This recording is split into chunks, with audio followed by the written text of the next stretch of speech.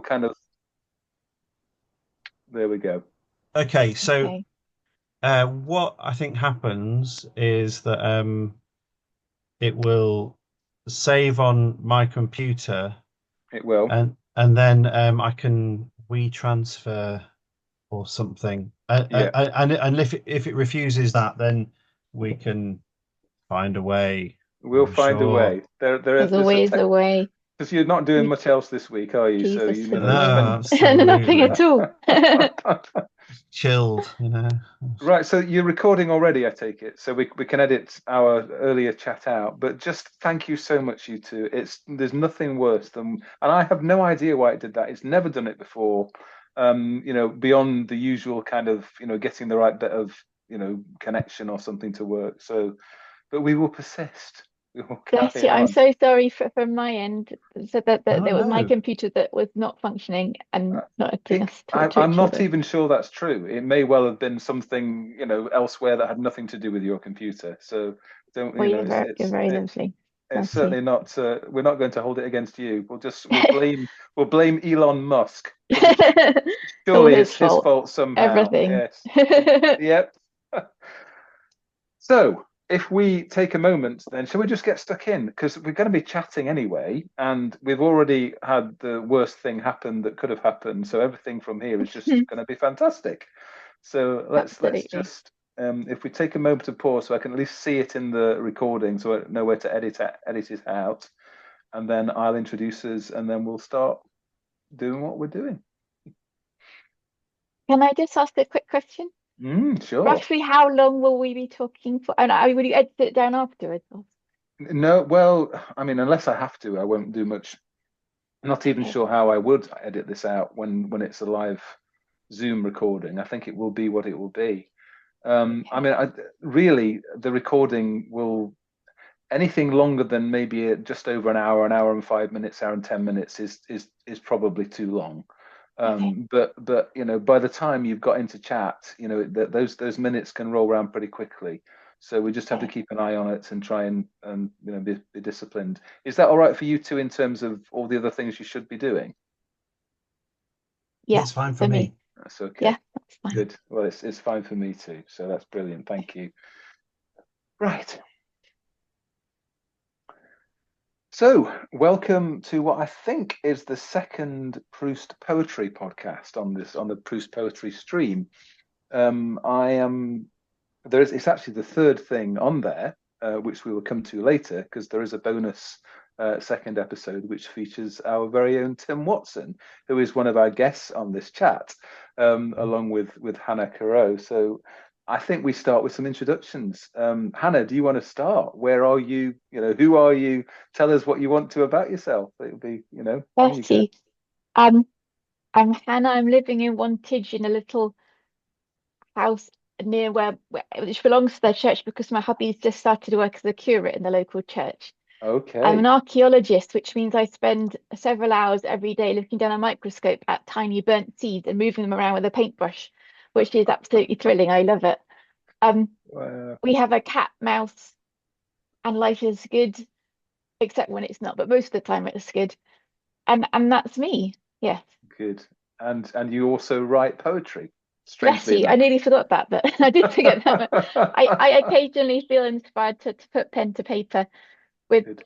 not always to the best effect, but sometimes it's always something comes out. Some of it's not great, or lots of it's not great, but occasionally I feel like I'm connecting with something beyond me, which is giving me words to write, which I would say is God.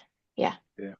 Oh, I love that. And it's that old question is when's a poet allowed to call themselves a poet, isn't it? Yeah, Mm, it still makes me kind of twitch when I'm referred to as a poet.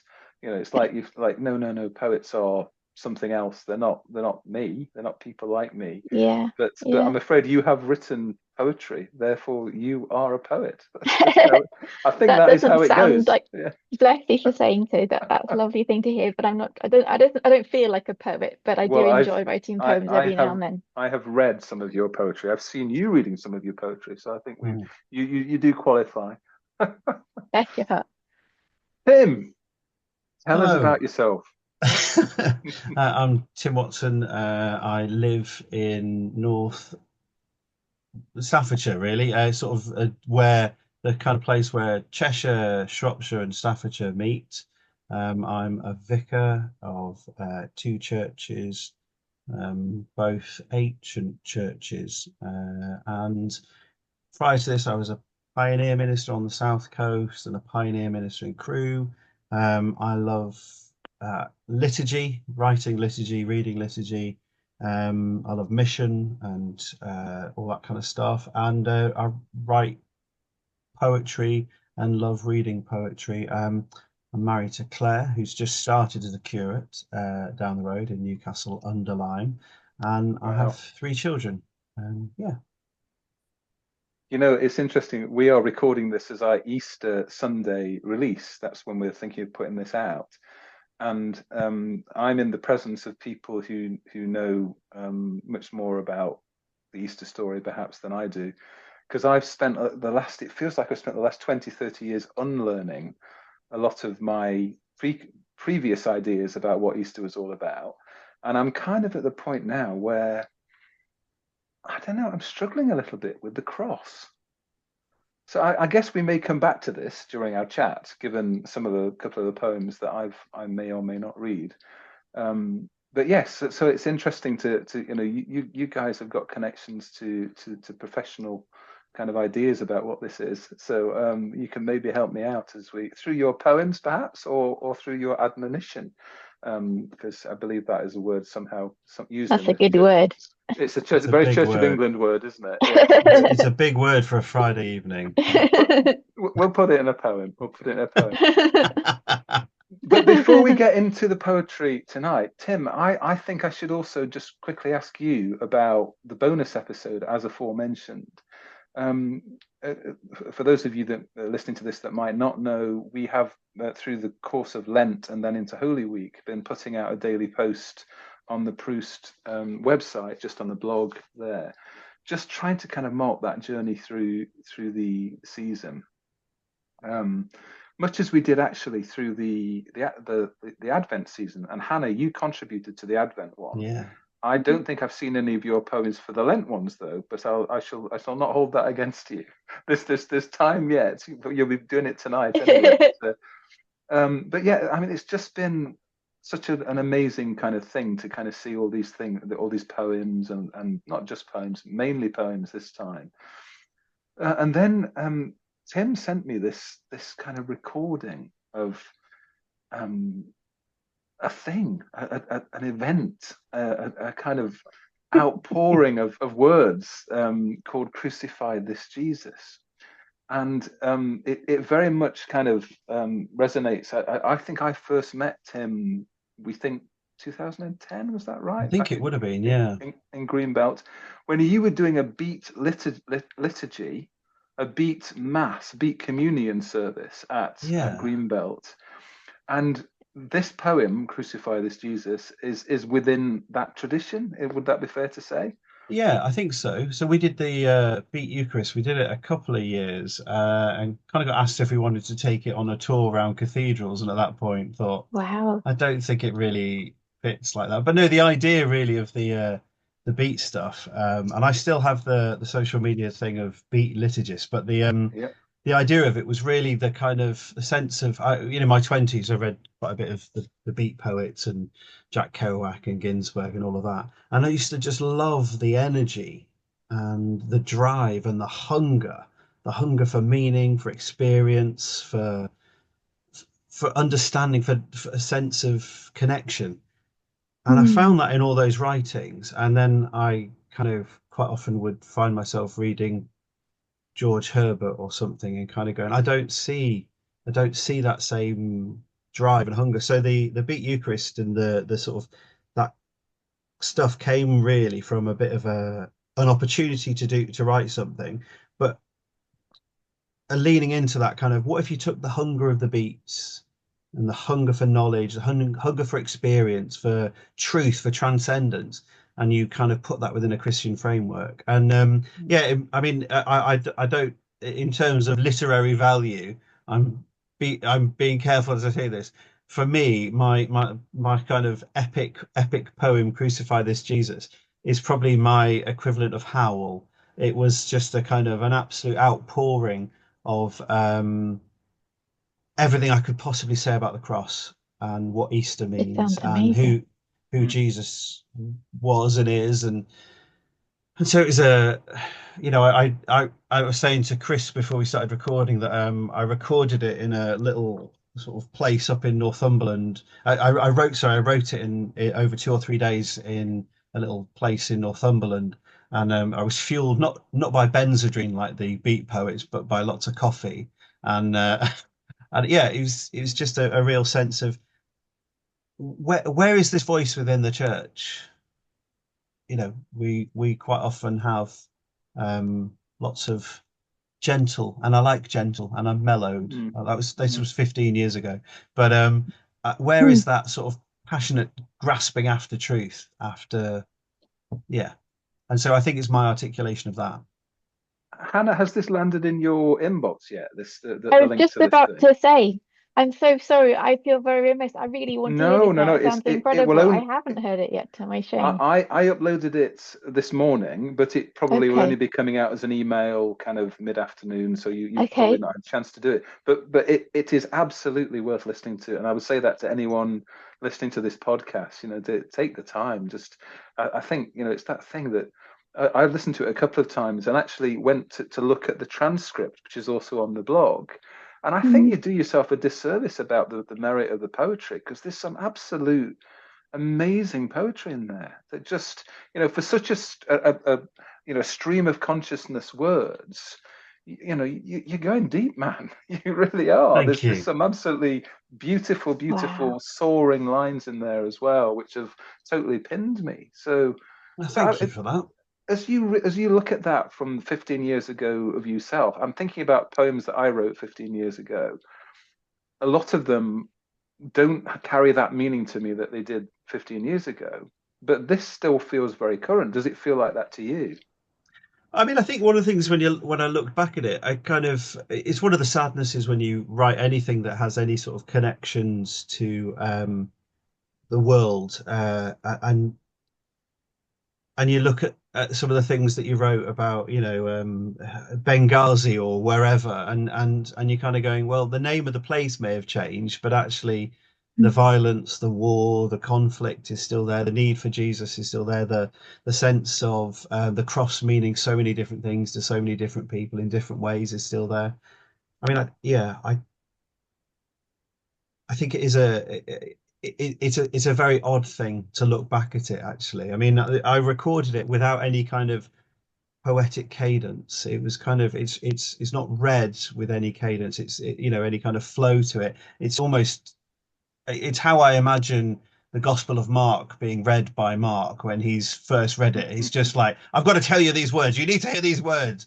Da, da, da, da, da. it sounds Just this sort visceral. Mark, of Wow. onslaught of words. Mark as a beat poet. I like that. Yeah. Wow. Yeah, I'd go there. Yeah. Well, it's quite something. So I guess its ambition and its style is probably quite unlike anything that people might have heard, certainly within that kind of exploring those kind of issues. So I yeah, can't wait thoroughly to hear it. recommend it. Thoroughly recommend Thank it. you. That's If very you can, kind. Hannah, stick it on some headphones and listen to it walking through a busy street or something. And Yeah. it's honestly, it's that kind of material that Next makes time it. on the bus, I'll Yes. be Oh listening. yeah, Will it'd be be great on the amazing. bus. It'd be great on the bus. I Very wonder what the kind. fellow passengers Yeah. will make. Anyway, I think we should turn to this evening's poetry, or I suppose people might not be listening to it in the evening, but you know what I mean. Um, Hannah, do you want to start us off? Because we've rabbited on now. I've rabbited on. So Okay. let's I make thought some I'd give you space. a bit of choice. I've got a couple of poems which refer to a new world, and then there's a sort of more romantic style. And then finally, I actually wrote a poem about an hour ago, um, about bluebells. And we're recording this on Good Friday, so it's actually got a Good Friday theme. So it might not be so appropriate for Easter, but I thought I'd give you some options. What would you like to hear? Oh dear, I think that's really hard for me to say. I think you're going to have to. I think you're going to have to choose yourself. No, you're going to have to Okay, choose. we'll start with the new well because it's Easter. Is this the one that was written earlier? This is actually one I wrote about 6 months ago, and we Okay, might come to the one I wrote an hour ago if we've got time. Yeah. absolutely. On you go then. So bless you. Trigger warning. This is refers at the beginning to grief.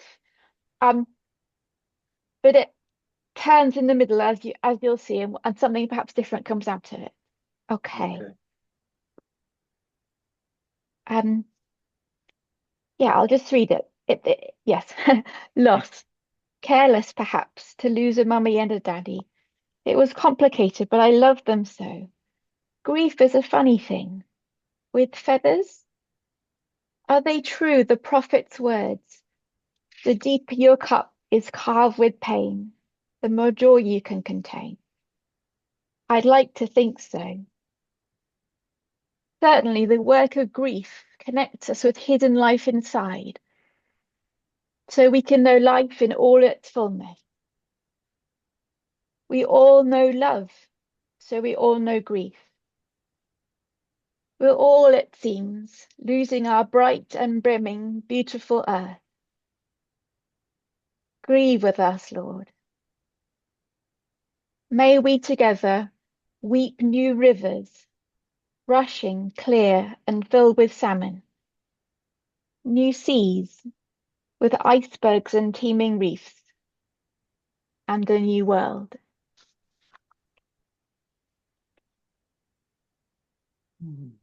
So that's that one. Wow, that's very beautiful. Really? Oh, bless you. And is taking us to something that it sounds very personal and for a very difficult period. You're talking about a grief that you've experienced by the sound of it. Yes, I am. I wasn't sure whether to say at the beginning. I lost both my parents with a big gap in between, not at the same time. Um, and things like that come home a bit at Good Friday, I think, where all grief is kind of held. Maybe like your yowl, Tim. Um, but I think I think what I was trying to get across in the poem is the fact that we all know grief, and if we deny that grief, then we're cutting ourselves off from something inside that's a source of love and hope, I think, Mm. and wholeness ultimately. Um, and I've always been in two minds about the words about from Khalil Gibran in the book The Prophet about the deeper your cup is carved with pain, the more joy you Mm. can contain. I don't Mm. know about that. I've got a wonderful book called The Gift of Joy, written by some nuns at Fair Acres Convent. It's a tiny pamphlet. But in that, the author, Curtis Almquist, talks about, I think that's his name, I've got it wrong now, but I hope that's right, talks about the fact that we all know some level of suffering, and that means we can all know joy. Mm. And I'd love to think that you can know joy without ever suffering. And I don't know if that's true, but certainly I think going through difficult times can deepen our capacity to hold joy as well. I think there is some truth in those words. Yeah. And it's out of that grief and the love that is so closely associated with it. It's only because we love that we grieve, and it's sometimes only because we grieve that we're able to love, I think. Mm. Um, Sometimes out of those things, out of out of the yowl, maybe, that a new world grows, if that makes sense. Interesting that you just said.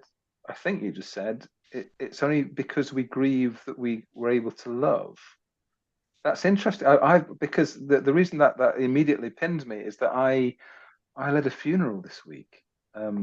Something which, Tim, I'm sure you do far more often than me. I think that's the third funeral that I'd led, and I actually said something like, that that grief tells you that you loved. Mm. But Yeah. actually, you turning that round and saying that grief teaches us to love. Is that almost what you were saying? I think it is. I think both of those are true. there's definitely a connection between the grief and the love. Um, and they can grow together like trees wound round each other or something Mm. like that.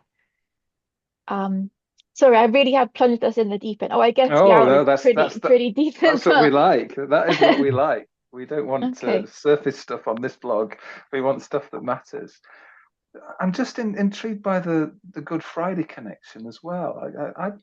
I don't think I'd necessarily thought of it as a place to park grief, or not to park grief, to explore grief, until you'd said that, and which just seems a strange thing. But I think that's possibly as much as anything to do with that letting go of the religious tradition that I kind of feel like I've been moving away from for a long time, which has seen Good Friday only in relation to Easter Sunday. Yes, yeah, yeah. So Actually, we've the second poem that I've written relates to what you've just said, the one I wrote an hour ago. But I was also okay. going to say that I've been going to a wonderful Lent poetry and prayer group, and one of the sessions that we had, we're talking about grief and how we in Britain can be very British about grief and Mm, needs to be contained in the funeral, and no one's allowed to just weep uncontrollably as the people do around the world. But you see on the news people weeping and weeping at loss, and somehow that's all right over there. But British people, we don't expect ourselves to be quite like that. And actually, that there's a loss there. I think we're missing out on We something. are. mm, Yeah. mm. Mm. Would you like to hear sorry, I'm launching myself in again. But if you wanted to hear the poem about Good Friday, and I need to just look on my phone because I didn't have time to print it out. But or we can No, no, would I that think I think this. Let's do that because it's Mm. obviously connected. There's a flow there. Let's follow the flow. let's follow the Absolutely. flow. Okay, just opening it up. It's funny. I have a poem somewhere that uses the line. It's called Joy, the poem, and it uses the line. Fantastic. It even comes with grief, not even promising relief. Wow. That feeling that I'd had through my the losses that I had of the deepening that grief gives, and the Mm, vitality that it gives to life, the yeah, knowledge yeah, that even in the most kind of raw parts of that, we're still capable of being exposed to this kind of, and probably in some senses more capable of being exposed to such depth of joy Mm. yeah, because actually we're open, we're undefended perhaps in a way that other times that yeah. we are much more distracted and defended. Undefended is a wonderful way of putting it, I think. Mm. Shall I launch into this? Go for it. Okay. It's very rough. It was written, as I say, very not many minutes ago. A vase of bluebells on Good Friday. Plucked minutes ago, bowing at your head hung low. Gathered in my parents' milk jug, each flower bashful almost amongst so many. Beyond the window, a leaden sky hangs, today's daytime darkness. In 3 days you rise. We are the blessed ones, knowing this. But for now, in that hellish hinge of history and place, hope is eviscerated, and it is night. Mm. Oh, that's very Eastery, isn't it? But the whole I point, I love think, of this, that. Mm. really, Oh, that's awesome. bless you. But I think that the point I was making is that if you don't know about Easter and you're living just in Good Friday, then it really is a place to part grief. And sometimes we just comfort ourselves with Easter's coming, Mm. and it's going to be, and that's the inevitable end of the story, not end of the story, beginning of the story. But actually, if you don't know about Easter, it is a hellish place to be Good Friday. And Easter is coming, and it turns everything inside out, and it's wonder beyond wonder and joy beyond joy. But sometimes you have to stay with Good Friday for a little while first. That's a I love beautiful, how beautiful. you've mentioned your parents' milk jug after what you've just said, Yeah. after reading the first poem. And just that whole sense of all of this grief, the personal grief, and the grief of Good Friday is held together, but they're not separate. Mm. That's just beautiful. And that Oh, line, bless you. the Thank you. hellish hinge of history, or however that went, was And just place, yeah. Beautiful bit of Bless you. alliteration there. it's just Yes. beautiful, absolutely wonderful. Yeah. Thank you. Thank you. Goodness me. Wow. Well, you've got I'd us off love to to a hear from cracking somebody start. else. Yes. Tim, take us onwards, man. Okay, so I mean, I found myself. I used to write, as we've talked about, really long poems, and do various types. But I find myself kind of writing. I've got sort of four things going on at the moment. So I write really short poems, of just a few lines, and then I'm kind of working through some poems about characters from the Bible. Then there's some poems about uh, the life of faith, pastoral, kind of what it is to be a person of faith. And then the other thing is this little, slightly weird little project called SRFB, Storm, Rage, Fire, Burn, which is the kind of sort of slightly stream of consciousness ranty stuff. And actually, I with Hannah, with your first poem,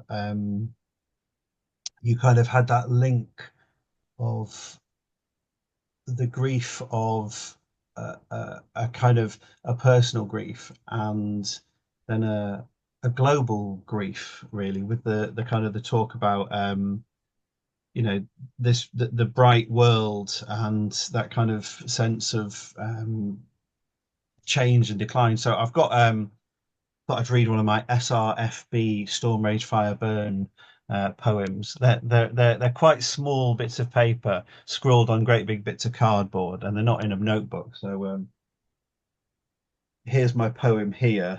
Fantastic. And it's called The Weeds. I'm going to try and read it there. The weeds will overtake us as we run, and there will be no place left to hide, no place left to us, for we have sold our treasure for the spoils of a moment, and the memory of the earth is longer than even our greatest dreams. That's The Weeds. Wow. Tim, read that again, if you wouldn't mind. Yeah, please do. The weeds will overtake us as we run, and there will be no place left to hide, no place left to us, for we have sold our treasure for the spoils of a moment, and the memory of the earth is longer than even our greatest dreams. Wow. I love that. Yeah, me too. And you'll understand how much I love it when I read you something in a minute, because I have the obvious rejoinder to that poem. But it reminds me, I suppose, a lot of the thing that I've been trying to explore for some time. I kind of felt my whole world was turned upside down by that Richard Rohr book, The Universal Christ, in a good way, I should say. I had many years of trying to kind of reconcile the shreds of my faith journey with what I was seeing happening to the world. I mean, I live in a beautiful place in Scotland, and on the face of it, it's all wild.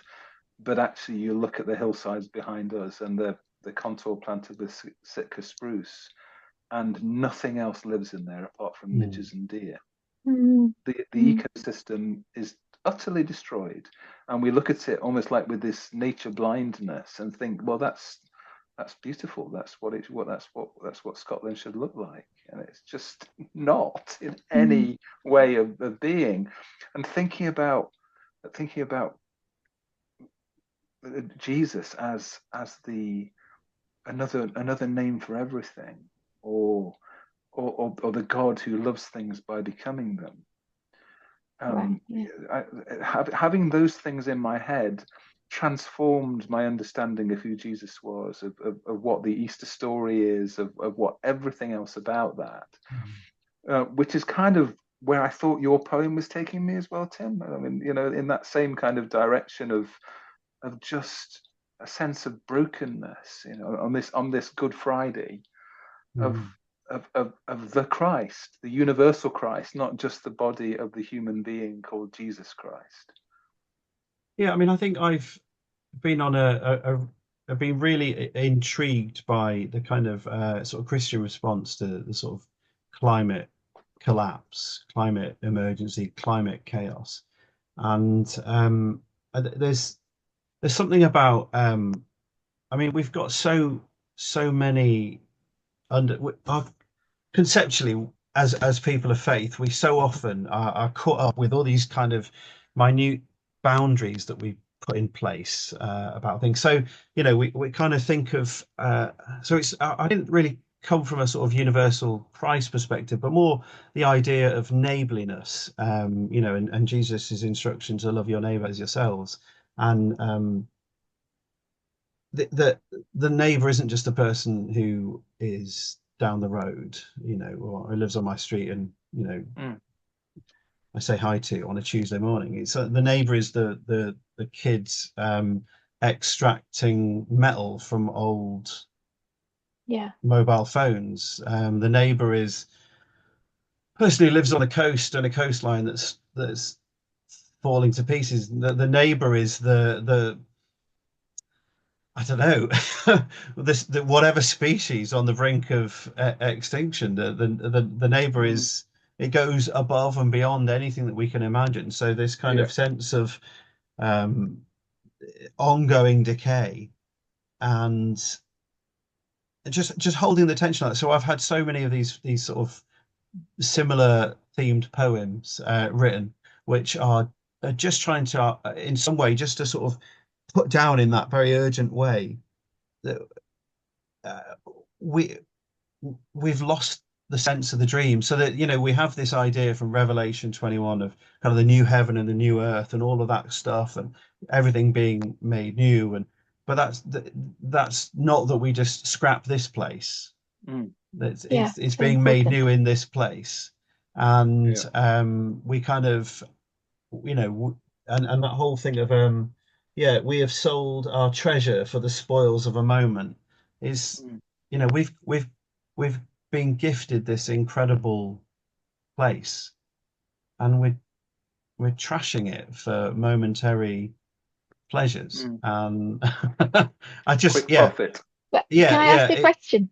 yeah, I'm so sorry. Are you wearing a bee on your sweater, on your hoodie, Tim? I am. That needs to not be the extinct, not be a species that's on the edge of extinction. We need to hang on to those ones. Absolutely. I mean, one of my churches, one of my parish churches, I've got a beekeeper, Oh, which wonderful. is fabulous because they occasionally bring you a pot of deliciousness, but also Perfect. just the conversation about, and so this beekeeper was saying, this is last summer was the first summer he's had to feed his bees. He's had to actually put things out Give for the them pollen. bees, Gosh, Mm. gosh. and you're kind of But going, that's yeah, slightly worrying. that's really worrying. But I wrong to take from your wonderful poem something about a hopefulness? The memory of the earth is longer than even our greatest dreams. That even if we're not here, somehow the earth. Mm. I don't want. I was going to say Gaia. Don't mean Gaia, but the earth, which is God's creation, carries within it the capacity. It's more than just our earth. It doesn't just belong to us. God made it, and there are plants and species and animals here who can who and hopefully the earth will remake itself, but somehow we need to hang on in there and not have be completely disappeared from the earth. That Yeah, I mean, I'm not making any no, sense no, at no. all, but No, you are. anyway. I mean, I think I lost about a year of my life to watching those YouTube videos of where it was something like, what the world would look like if humans disappeared or Yeah, whatever, and yeah, you just yeah, kind of get these barren cityscapes where yeah. there's wild deer running through the streets, and there's kind of, sort of growths on the side of skyscrapers, and Yeah, there's that real sense of actually this generative thing. It is amazing, but we by our actions, we are changing the dynamics of what will be possible in the future, at Yes, least until yes, the world has healed, whatever that looks like. And I'm not a scientist, yes. but that sense of, yeah, that There is just, I've been along with my son-in-law actually. I'm pulling together an exhibition that starts in a few weeks, called "Given What We Know," which is based on a poem that I wrote about, given what we know about and what we fear about the state of the world, or the kind of all these things. What do we do? What's our response? And after all these many years of all the kind of protest idea, we've got to try and stop it. We've got to kind of hold the temperature rise to a certain percentage point, and etc. etc. And then we keep bursting through that percentage point into the feared kind of thing, and somehow we keep going. Somehow we keep spending, what was that line in that poem, Tim, about the moment's gain? well, we Selling have our treasure for sold. the spoils of a moment. Yeah. Yes, yeah, we keep having to do that again and never learning the lesson. Um, so for me, there's a great comfort in the fact that this isn't the first time we've faced civilization breakdown. That's happened multiple times before, particularly to indigenous people, of course. Um, but civilizations have all fallen, before ours. So why would ours be any different? There's a real, which sounds almost like nihilistic, but I don't think it is. I think because nature is not contained within our civilization. It is contending with our civilization. Mm. And so for me, the prescription is the goodness that we describe, the resilience that we seek through community, through acts of love and generosity and building, and all the Jesus stuff that he came to talk to us about. Those things aren't less important in this moment. They're highlighted as the only solution to where we are now. Mm. So I kind of feel I've gone through this journey, probably similar to yours, Tim, of just feeling the doom of all these things, to now living. There's another beautiful book written by Dougal Hine called "At Work in the Ruins." It's just thinking about, okay, what does life look like in a broken society, in a broken civilization, in civilization breakdown? What do we value in that context? And you think about Jesus's context, which was also in their civilization breakdown. There's a real interesting kind of map with the Sermon on the Mount, radically reinvented into this situation now, I I would suppose suggest. one response from me would be that in the same way that Hannah kind of spoke of not wanting to rush from Good Friday to Easter Sunday, the the danger of too much hope is, if there is such a thing, is that actually we do lose sight of the cost that, whereas, civilizations come and go, and Mm, languages come and go, and all those things, and dictators die, all that stuff, yeah, as the good dictator tells us. One of the things is that what is happening at the moment will utterly change what the world may or may not be able to be.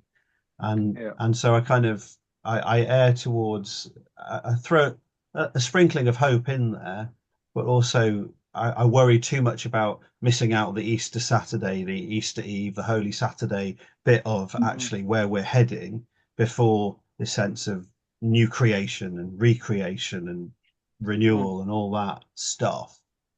I kind of want us, yeah.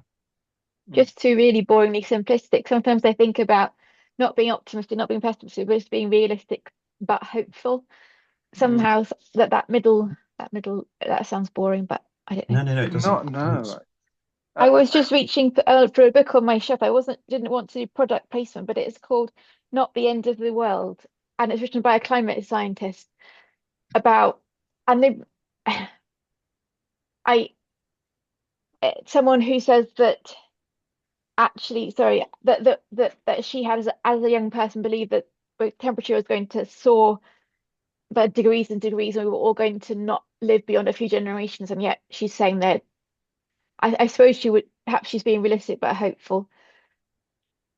I I need to read more of the book, but I just thought, seeing as a sitting next to me, I might mention it. We need some hope. Um, Absolutely. yeah, Right. yeah, Can I read you a really difficult poem then? please do.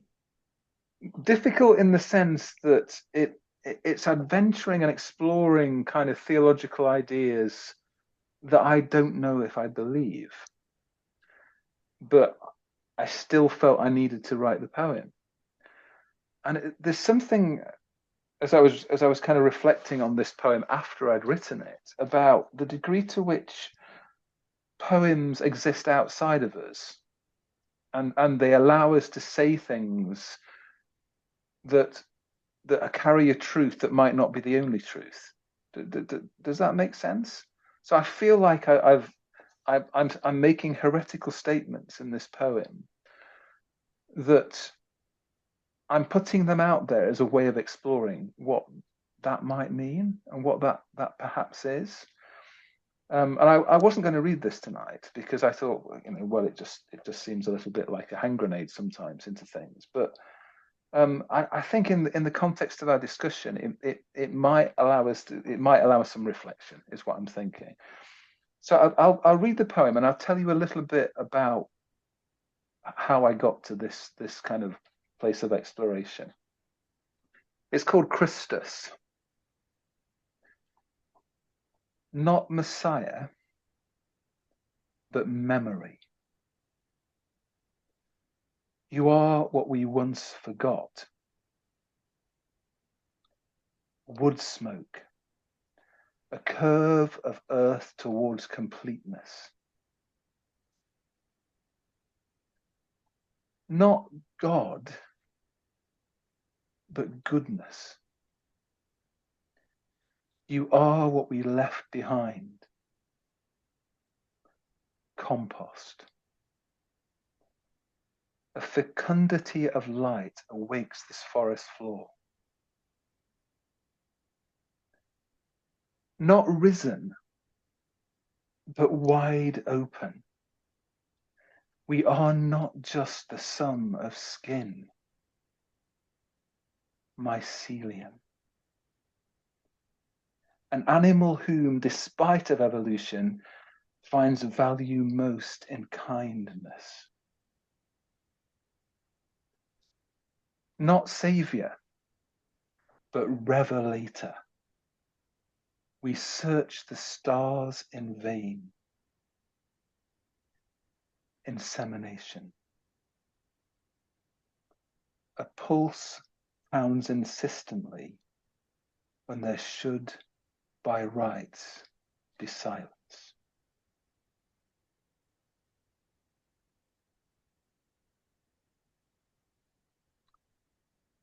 So, lots of heresy in there, lots of heresy. But let me try and explain myself before you stoke the fires.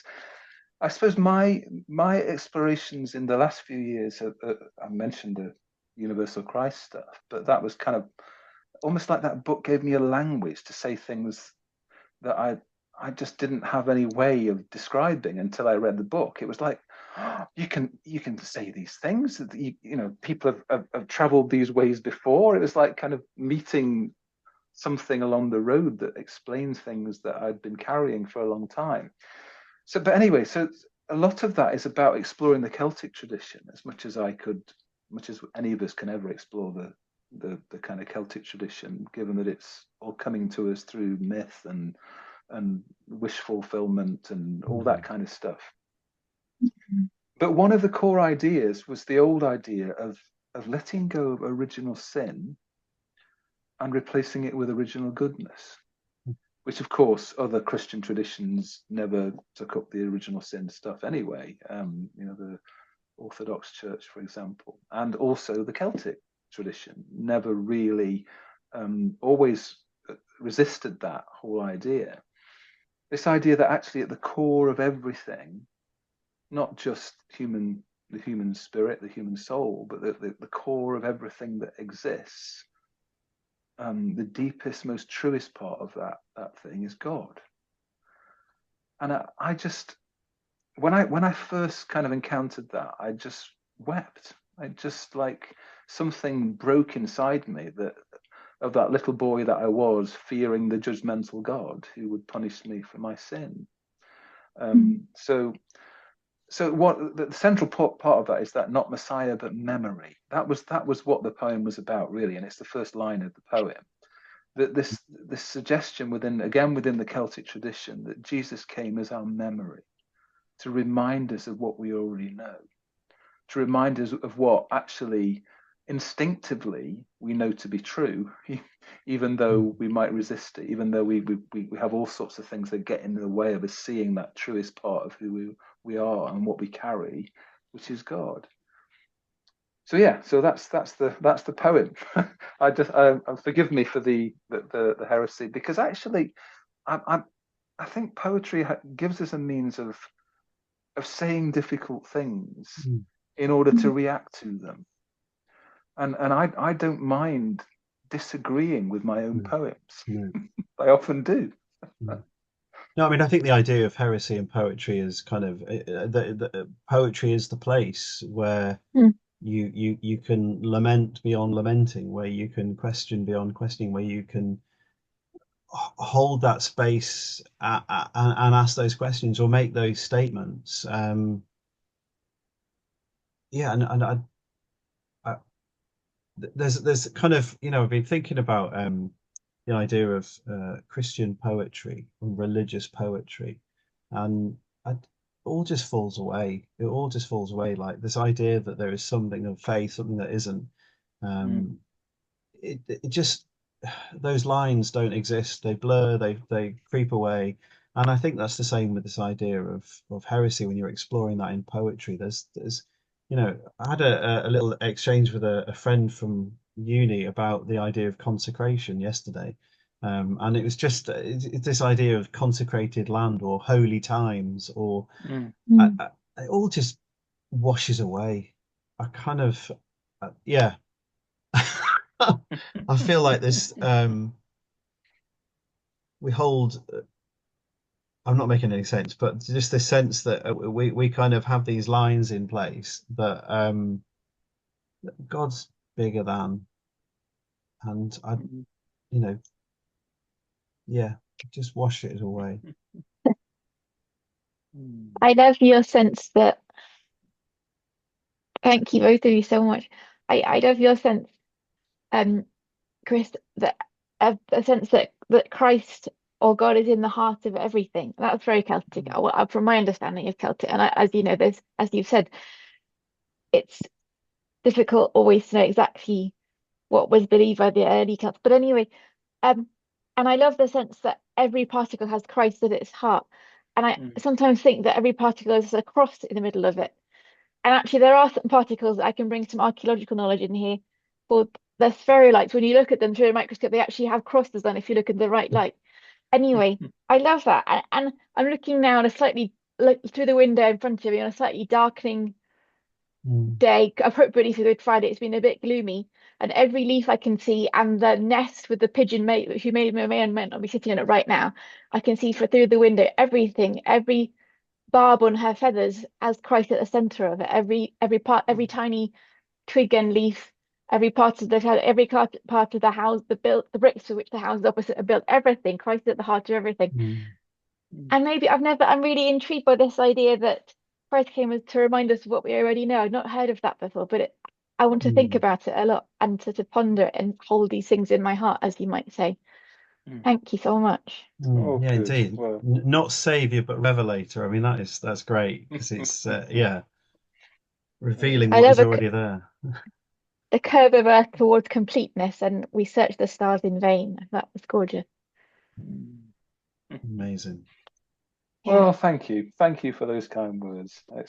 I think what it'd be interesting, by the way, I probably didn't say at the beginning, I would like to get the text of all the poems that we use so that we make them available. Some people need to see the words as well as hear them. I Yeah. think I think I've overvalued seeing words rather than hearing them. So I think I love to hear them now, but actually it's good to do both. So yeah, we'll do that, and that maybe give us a chance to reflect in a different way. Right, moving, if we may, I suppose, towards thinking about Easter, the cross, the the risen Jesus, all of those things that my poem has just kind of picked holes in, maybe, or maybe not. Um, how have you got poems that would take us towards those ideas as well?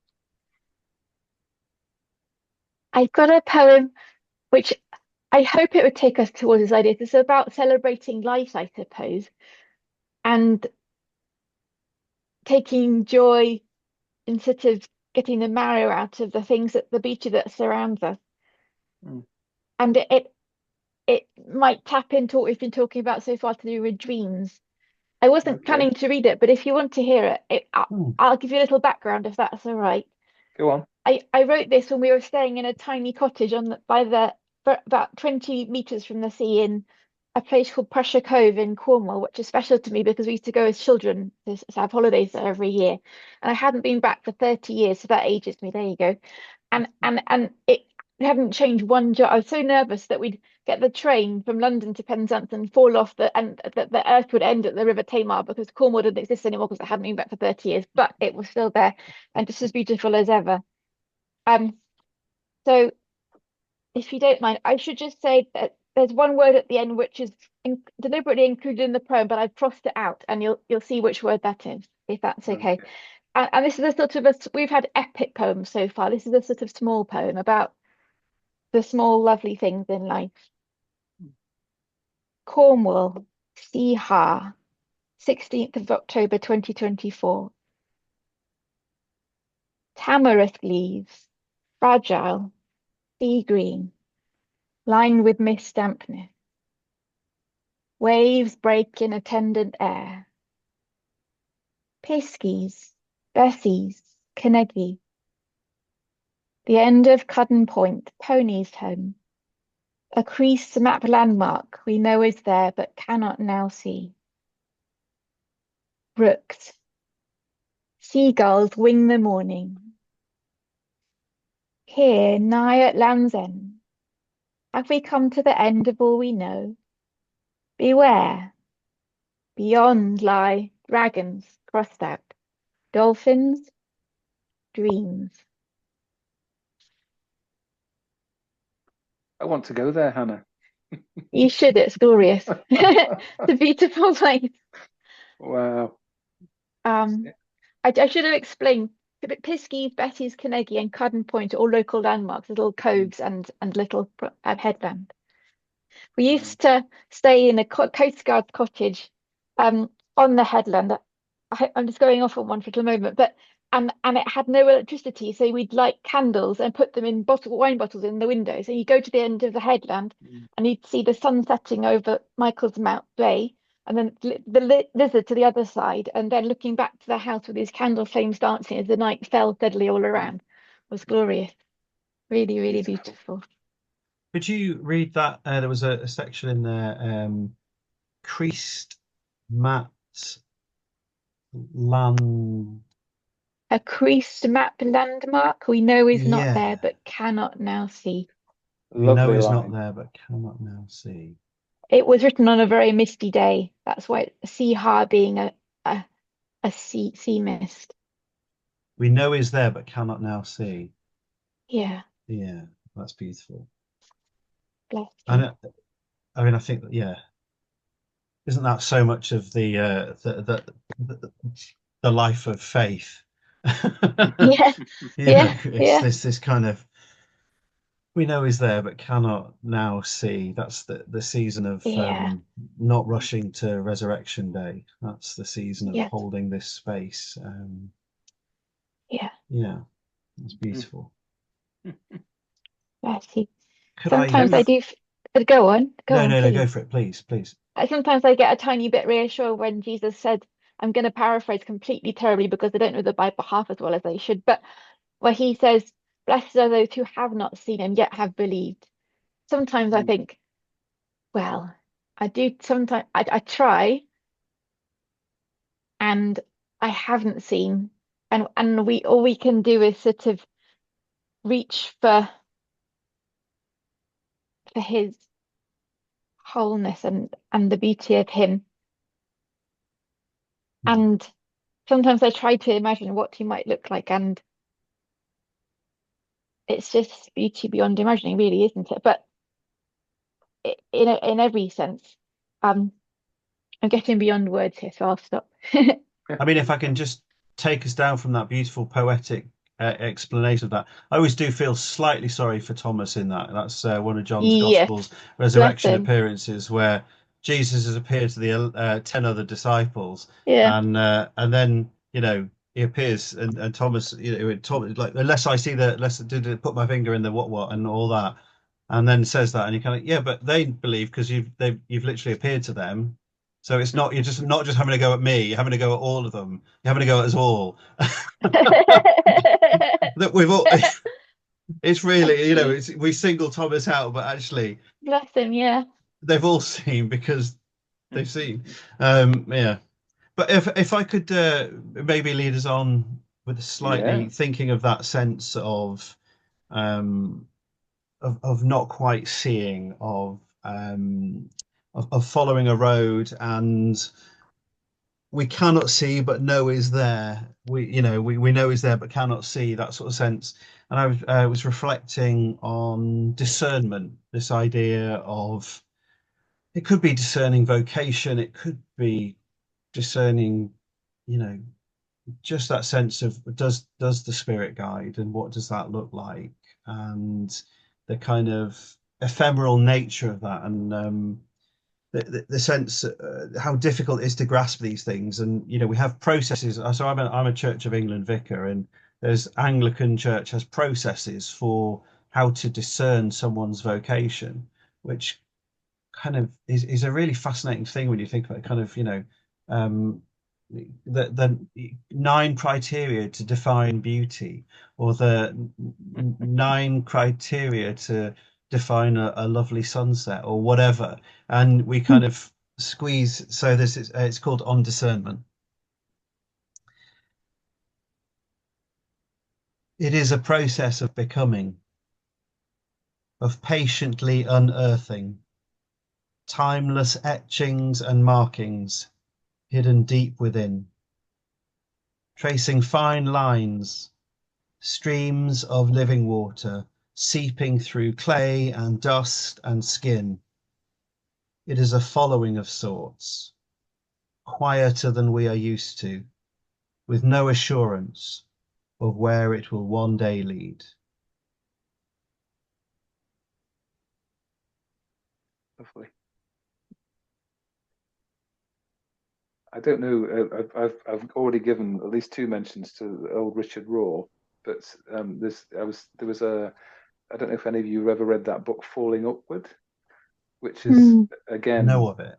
it's Yeah, same. it's yeah it's basically I mean I'm older than you two, so that's why I needed to read it. It's talking Not by about much, methinks. oh I don't know I had an easy paper ride. I'm 105 really.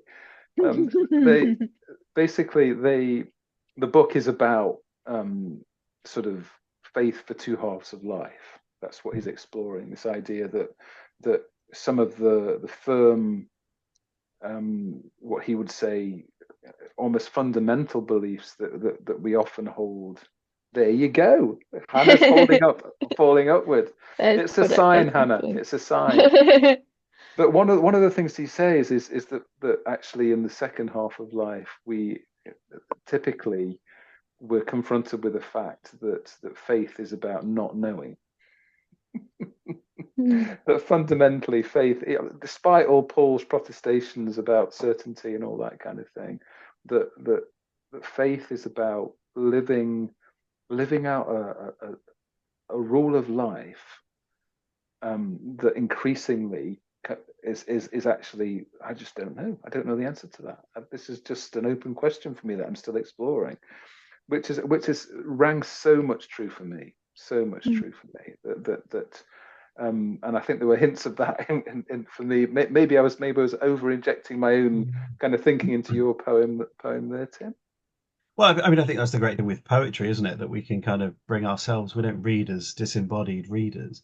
I mean, I think No. for me, the journey has been less about questioning Jesus.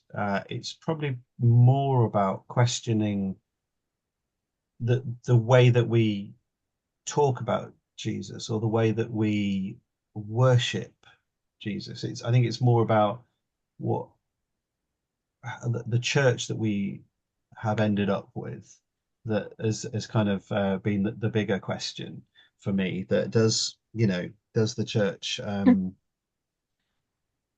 look anything like Jesus would recognize as the church? So it's Um, interesting that distinction between the religion and the encounter, or the mystical encounter.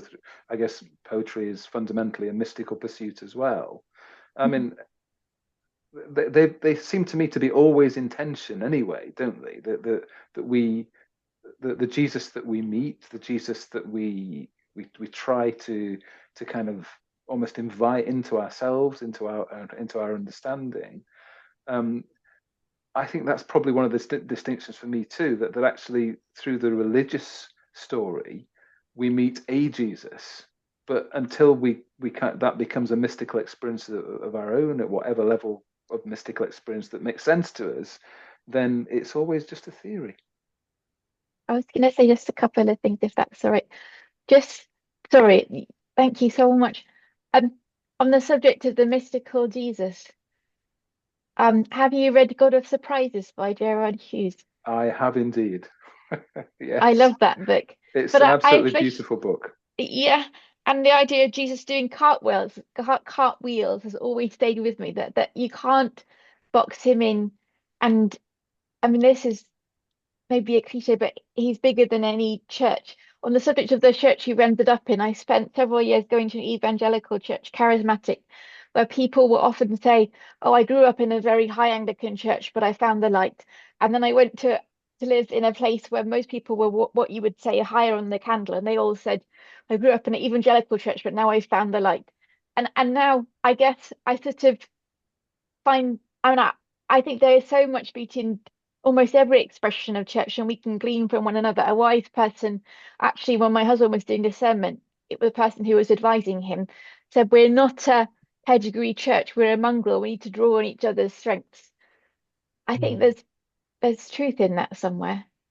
Yeah, I Mm. I'm mean, sorry, I feel no, no, no. no, go on, go No, on. I think there's the challenge is more about the certainty that of what church looks like. The certainty of Yeah. anything to do with any of this is the place where I mean that actually kind of that's when we kind of come across a conversation like the cross, just the certainty of my atonement theory that I believe is X, and I believe X is correct because I read a book about it in 1987, or or heard that lecture from a professor who said this was happening at the cross, and just this kind of this idea that there are concrete things that we are told, Mm. love your neighbor as yourself, it being the one I go back to again and again. And yet and obviously Paul has an awful lot to say about the cross and all that goes on, but we hold to something like an atonement theory, an, a world-changing event that just drips in poetry. It's just, I was reflecting on the village green today about this idea that, the sun. That's such a vicar I thing to know, I say, know. I Tim. thought I'd phrase it like that. I had a hat on. I said, "Good day, good day." Uh, but yeah, we were doing this sort of little thing out with a cross, little act of witness thing. But it was just this sense that the poetry in Luke's gospel of the sun stopped shining, just Yeah. stopped, and the curtain tore in two. I mean, if that's not poetry, Mm. and yet we want to close everything down and define everything and have solid terms of what God was doing in that moment, Yeah. all of the stuff that follows. And actually, I think it's the certainty that I kind of have questions about when it comes to the journey of faith, when it comes to the journey of discernment, what church looks like, all of that stuff. This idea that my way is definitely the right way. Yeah. One of my Iona community kind of colleague people, when I was sort of having a similar conversation about my struggles with the cross, which I mean, they're not struggles with the fundamentals of the event. They're struggles with the meaning that we've cast on it in much the same way as you're describing, actually. And he kind of sent me an article by someone whose name has now eluded me, which was talking about the difference between atonement as a theoretical kind of God-inspired event, like it's transaction in that legalistic kind of phrase, which is that's the theory that I grew up with, and atonement as a liturgy. So just thinking about that, the atonement kind of grew out of a liturgical Jewish tradition of a blood ritual which replaced sacrifice replaced judgment with something else. So suddenly the cross then, because as a liturgical event following in that tradition, becomes the cross as an image of the end of violence.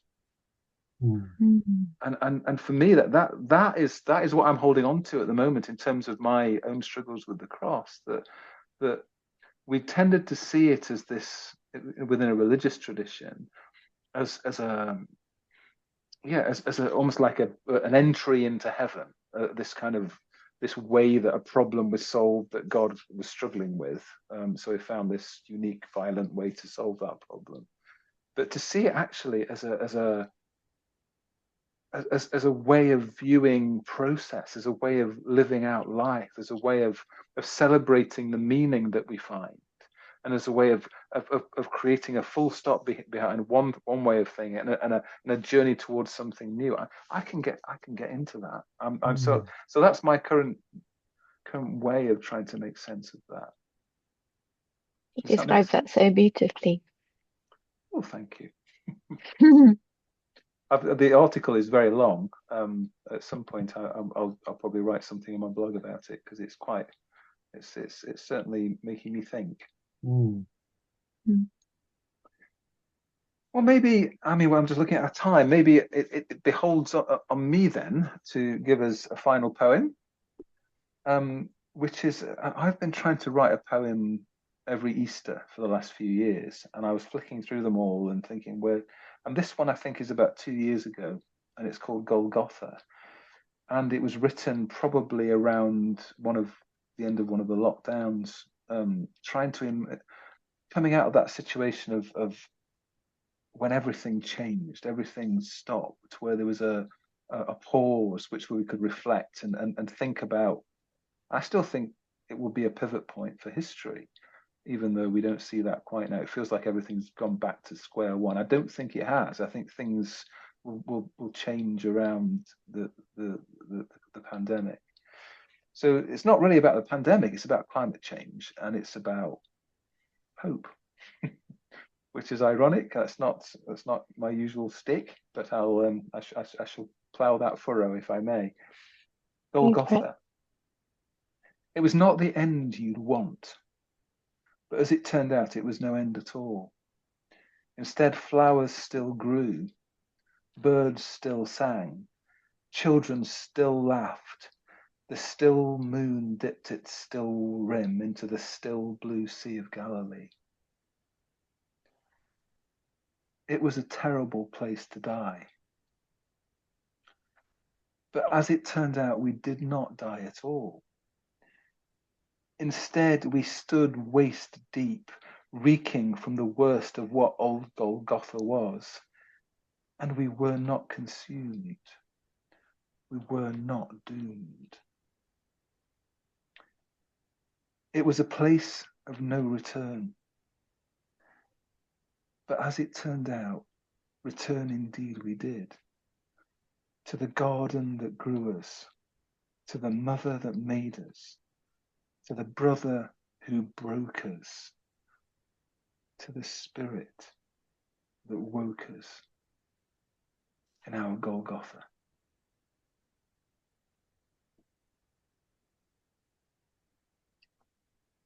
Some hope in that, perhaps?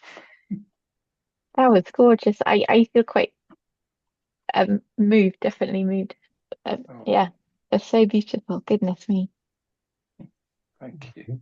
The idea of we were not consumed. That's not the ending. There's more, and that return to Eden, in a sense, at the end. And though you mentioned mother and spirit, could you just say those lines again, Chris? To the Those last garden few.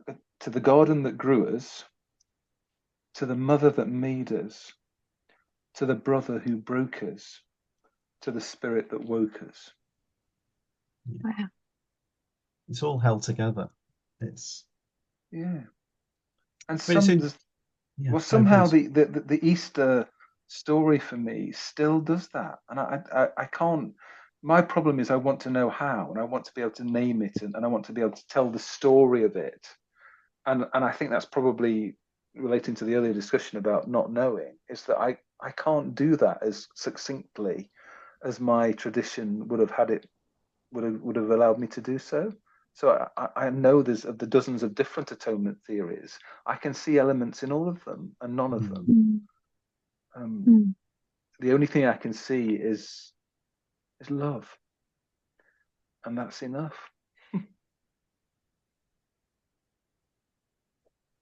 Yeah, I mean, I think there's definitely.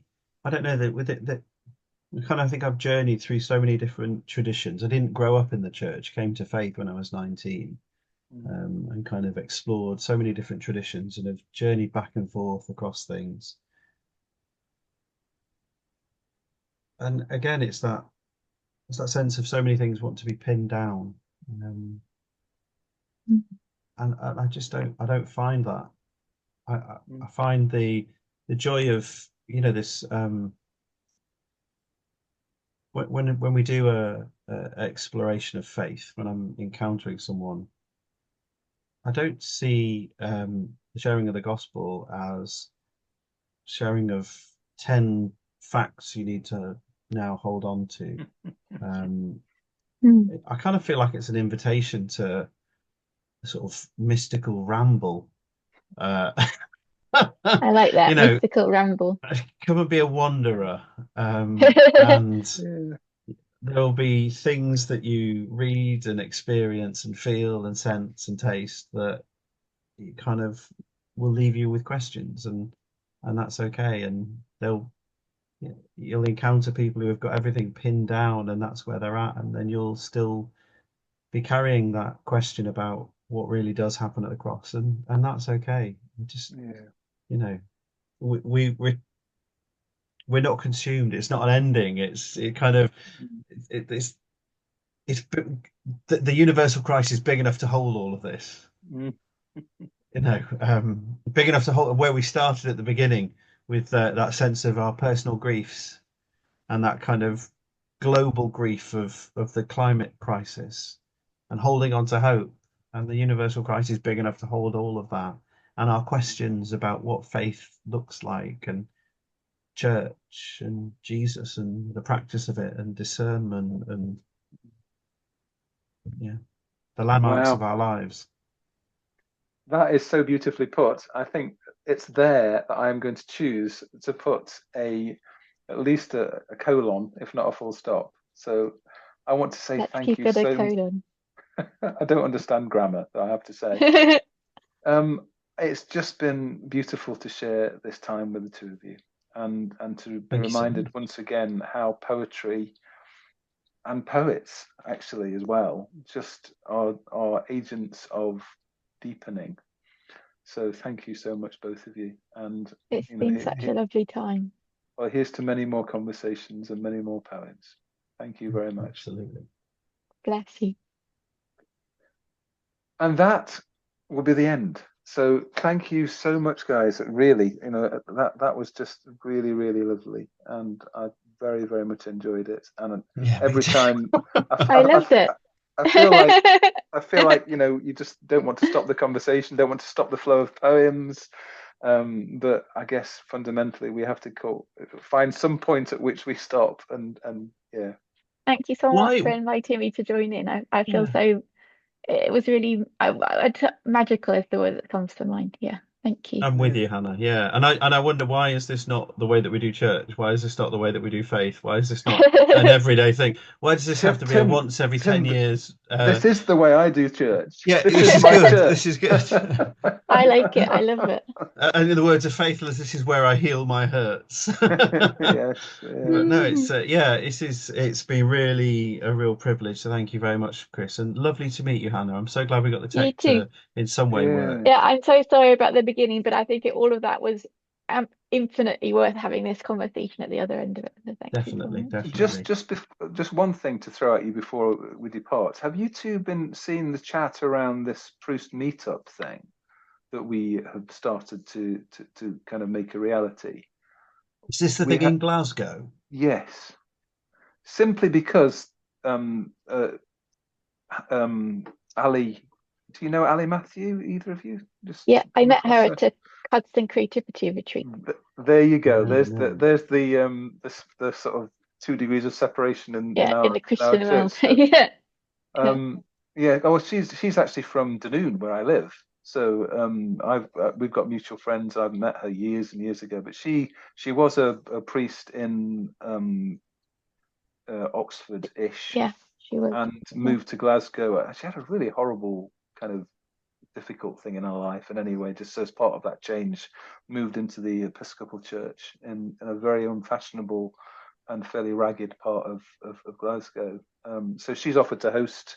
I was looking for somewhere to host something, and she's offered to do it. And the churches around her have got on board. There's a bit of an interesting tension in some of this discussion about it, and I think within the wider Proust kind of planning stuff around it, I think some of that is about the inside outside church stuff, which Mm. Proust is still, I think, probably more so than before, is having to navigate because the diaspora has grown since Proust Mm, began. yeah. Lots of people are finding themselves outside the institution. So there's Mm. that element as well as the need to kind of have these kinds of connections within the institution. And part of that is that actually we don't have anywhere to meet, but Ali does. Maybe you do, Tim. Yeah, Maybe you could definitely. host something as well. So anyway, I mentioned that because the theme will be mycelium for the weekend. We will do something. Hopefully, leave a lasting record of the event in the sort of the grounds of the church. There'll be some kind of gathering. There'll be a ceilidh where we'll dance and share Oh, I poetry and all love that it. sort of stuff. So if and I know you've got responsibilities that mean that getting away from weekends, particularly you, Tim, I guess, is not easy, but probably you too can. So yeah, What was the date for that? Sorry. I'm going to say the second weekend in October, but I would have to confirm that. And I'm dyslexic, and dates are No especially worries. difficult to hold on to. No problem at all. So yeah, I mean, I'd definitely be up for hosting something like that. And interestingly, I don't know if you know Simon Sutcliffe. If you've met Simon Don't Sutcliffe, think do you so. know Al No. Barrett? Al Barrett and No. Al Barrett and Simon Sutcliffe. Al Barrett's they've been doing a lot of stuff about mycelium. Is it my what was it my what was it? What was the thing you said? The about like fungus and all that Yes. Yeah. shizzle. Uh, Mycelium. Yeah. Yeah, yeah. Yeah. yeah. So Simon Sutcliffe has just recently started as the chaplain at Keele Uni, which is the Free Church chaplain of Keele Uni, and that's the next parish along. Wow. And so he's exploring those kind of themes. If I get any Interesting. links to any blogs or anything, I'll send you them, Yeah. Chris. But Please yeah, do. we'd Please definitely do. be up for hosting in an Yeah. ancient building at some point That in the that will be future. that will be amazing. Yeah. I would love to meet up with whoever also appears. It would be wonderful. And I to, think what we prove in these discussions is the power of the tribe, don't we? That just seeing ourselves as fellow poets. Yeah. We know that, and one of the challenges I think in Proust at the moment is it feels like the poetry side of it is very, the force is with us. There are lots of people probably who are writing poetry that doesn't have a natural plug-in to the faith communities that they're part Mm. of. So finding a way of mm, collectivizing that is really important and useful. but actually we trying to embrace the wider kind of arts as well. That's harder because that's we haven't found that tribe yet, or we haven't got people who maybe are connected to that tribe in the same sort of way. Aren't you a potter though? I am, yes, and it's interesting. The pottery world is very much a tribe, and as part of the Glasgow weekend, what we're planning to do is to make a field of pottery mushrooms and connect them all somehow with, I don't know, The cables or mycelium. something to make the Yeah. mycelium. Yeah, Wow, wonderful. yeah. Hmm. Anyway, Definitely. more chats about this will be Indeed. forthcoming, and I'm conscious I've kept you a long time, and especially as It's been in every to way worth manage, it. we had to manage the I'm so technological kind of sorry. I'm so awfulness. No, sorry. no, no. Don't No, worry about that. don't That's apologize. It's yeah. it's me that should apologize to you, not the other way around. No, not at all. I don't think anyone needs to apologize. It's just Oh, it's 2025 gives and takes away technology yeah. of today and all that. Now I'm going to try and while we're still